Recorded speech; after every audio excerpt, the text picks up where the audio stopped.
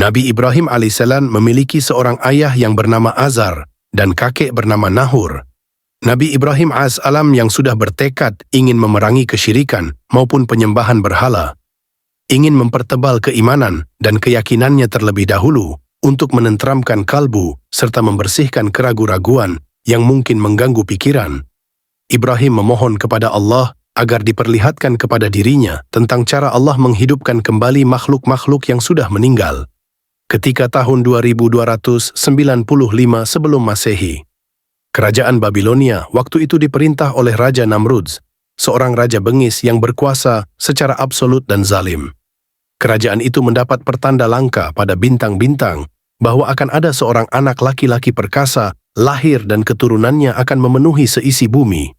Di berbagai penjuru bumi dan dengan salah seorang keturunannya akan membunuh Raja Namrud. Ketakutan terhadap kabar ini, maka ada perintah bahwa semua bayi laki-laki yang baru lahir harus dibunuh.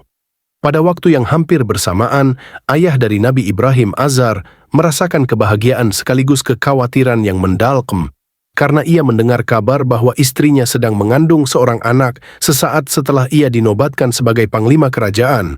Lalu kedua putranya, kakak Nabi Ibrahim, Nahor dan Haran, memberi pendapat tentang persoalan ini. Haran, sebagai seorang ahli nujum, berpendapat bahwa sang ayah dapat menyerahkan anak itu kepada raja. Sebab Haran meyakini bahwa belum ada pertanda di langit yang gagal. Sekalipun harus diserahkan ke pedang atau perapian, Haran percaya akan ada keajaiban yang membuat anak itu tetap hidup.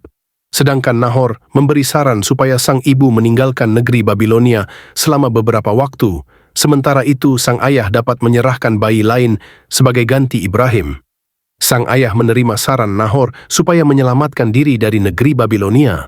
Selanjutnya ibunya Nabi Ibrahim alaihissalam ditempatkan di sebuah gua bersama seorang pengasuh sampai hari bersalin, dan sang ayah mengambil seorang bayi dari seorang hambanya untuk diserahkan ke Raja Namrud.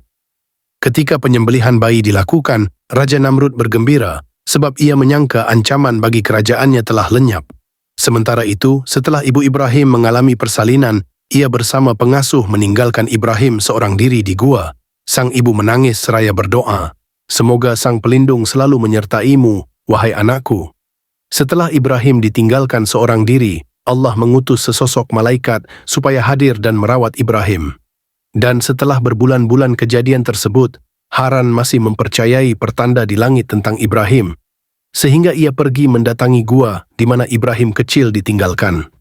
Haran terkejut ketika mendapati adiknya telah menjadi seorang anak laki-laki yang dapat berbicara. Haran mengajak Ibrahim pulang ke negeri Babilonia, namun Ibrahim sempat menolak seraya menyatakan bahwa ia tidak mempunyai rumah karena ia mengaku telah tersesat di sebuah tempat yang tidak ia kenal. Pada akhirnya Haran berhasil membawa Ibrahim ke rumah sang ayah di Babilonia. Ketika Haran mempertemukan Ibrahim, sang ayah tidak percaya bahwa anak yang diajak Haran itu merupakan bayi yang telah ditinggalkan selama berbulan-bulan di gua.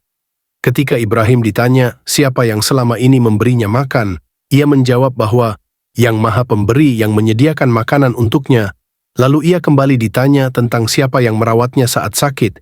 Ia menjawab bahwa Yang Maha Menyembuhkan yang melakukannya. Kemudian ketika ditanya tentang siapa yang memberitahunya tentang jawaban-jawaban ini, Ibrahim menjawab bahwa Yang Maha Mengetahui yang mengajarinya. Terkejut dengan jawaban-jawaban ini, sang ayah merasa heran dan takjub terhadap Ibrahim. Untuk menghindari kecurigaan Raja Namrud yang kejam, Ibrahim diasuh di rumah Haran yang berada di luar wilayah Babilonia. Di sana Ibrahim dibesarkan bersama anak-anak lainnya. Ringkasan selanjutnya disebutkan bahwa ketika Nabi Ibrahim alaihissalam telah berusia 12 tahun, ia merasa kehilangan sosok yang sebelumnya memberi makan dan perlindungan untuk dirinya. Terlebih ia mendapati orang-orang di negeri itu merupakan para penyembah patung berhala. Ibrahim mengingkari anggapan bahwa patung adalah dewa, sehingga ia merasa tak betah berada di tengah-tengah negeri itu. Ibrahim memutuskan untuk mencari Tuhan hingga ia harus berpindah di rumah Nabi Nuh selama beberapa waktu. Usia hidup Nabi Nuh adalah sekitar 900 tahun. Setelah berguru di rumah Nabi Nuh alaihissalam, Ibrahim memutuskan pergi sebab ia belum mendapat jawaban dalam pencariannya. Tatkala Ibrahim kembali ke rumah ayahnya, Ia sering mendapati ayahnya sedang membuat patung-patung serta meletakkan makanan di depan patung-patung itu, sehingga menyebabkan Ibrahim bertanya-tanya tentang perilaku sang ayah. Mendapati jawaban bahwa sang ayah menyembah patung karena tradisi leluhur, Ibrahim mempertanyakan tradisi ini, namun sang ayah membiarkan Ibrahim. Pada zaman Ibrahim, sebagian besar orang di Mesopotamia beragama politeisme, yakni tradisi penyembahan lebih dari satu dewa, baik berupa dewa-dewa di muka bumi maupun dewa-dewa di langit, dan orang-orang tersebut membuat patung sebagai simbol dewa-dewa itu. Ketika Ibrahim bertanya tentang Tuhan kepada Nahor, kakaknya menjelaskan bahwa di langit ada dewa-dewa, akan tetapi Ibrahim merasa perlu membuktikan ucapan ini. Selanjutnya disebutkan bahwa semasa remaja, Ibrahim masih sering bertanya kepada sang ayah tentang Tuhan yang sesungguhnya. Walau demikian, ayahnya tetap tak menghiraukan Ibrahim. Sampai suatu ketika Ibrahim bertanya, "Terbuat dari apakah patung-patung ini?" Maka ayahnya menunjukkan kayu sebagai bahan pembuatan. Ibrahim pun mempertanyakan, apakah kayu itu Tuhan, benda yang hangus lenyap di perapian? Untuk menghindari pertanyaan-pertanyaan lain, Ibrahim diperintah menjual patung-patung buatan ini.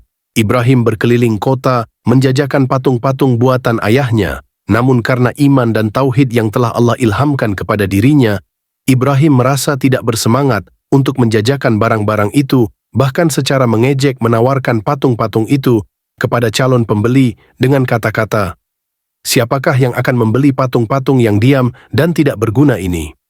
Melalui berbagai cara, Ibrahim berusaha menyadarkan tentang kesia-siaan patung, dan Ibrahim berupaya berdakwah seraya mengenalkan tentang Tuhan kepada banyak orang. Dengan sikap yang sopan dan adab yang patut ditunjukkan oleh seorang anak terhadap orang tuanya, serta melalui kata-kata yang halus, Ibrahim datang kepada ayahnya menyampaikan bahwa ia diutus oleh Allah sebagai nabi dan rasul, serta telah diilhamkan dengan pengetahuan dan ilmu yang tidak dimiliki oleh sang ayah.